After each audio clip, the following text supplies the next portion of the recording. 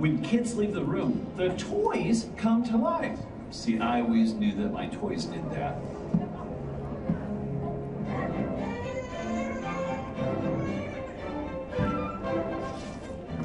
Our films start in story. Along with the director and the writer, we figure out what happens using simple drawings. It's kind of like a comic book. Exactly. And while we're drawing, production designers and their teams start designing the world and the characters.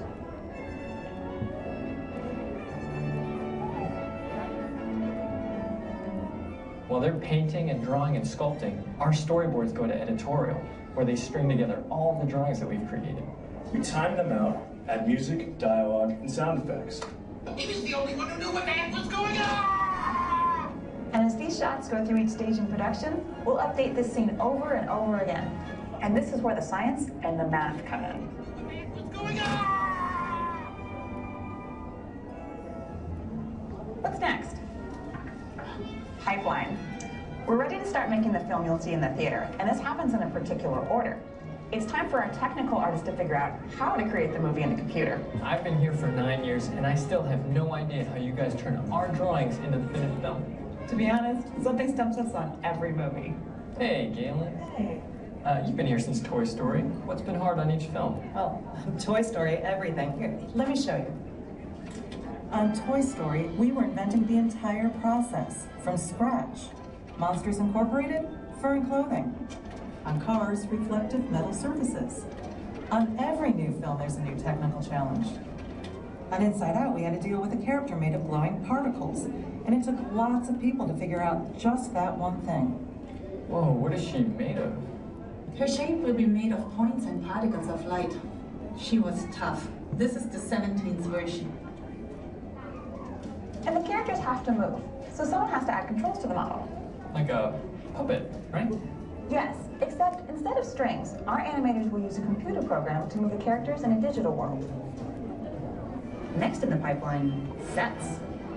So for Cars 2, you built the entire city of London? We needed a huge chunk of the city because Mater and McQueen speed through it, so we figured out how to grow buildings with enough variation for them to look real. And we moved through that set with our virtual cameras. Next up, animation. I do know what the animators do. They bring the characters to life. You see how she's moving but her clothes and hair are missing? Adding and moving those elements is going to be someone else's job further down the pipeline. And by somebody else, I mean me, and about 20 other simulation technical artists. Where are you getting all these shirts? We have to build everything you see, including the textures and surfaces, which help make the world and characters believable. Next up, lighting. Ironically, it's really dark in the lighting department. So when you start, there are no lights? No. Any source of light is something we have to add into the scene. In this shot alone, there are 230 lights. Last up, the render farm. A film is really a series of images, or frames. There's 24 of them every second. This is where we make the frames. Everything comes together here. All the art, math, and science. A single frame can take more than 24 hours to render. And that's just one frame. And that's assuming we don't run into any snags.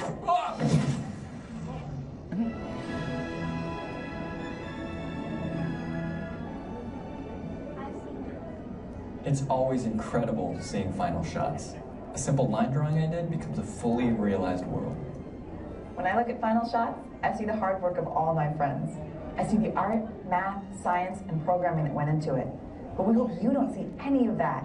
We hope you get lost in the story and characters. Oh my gosh, it's computer graphics pioneer and Pixar founder Ed Catmull. Can you wrap it up for us, Ed? Computers don't make movies, people do. It is art and it's technology. It is hard and messy, but it is fun.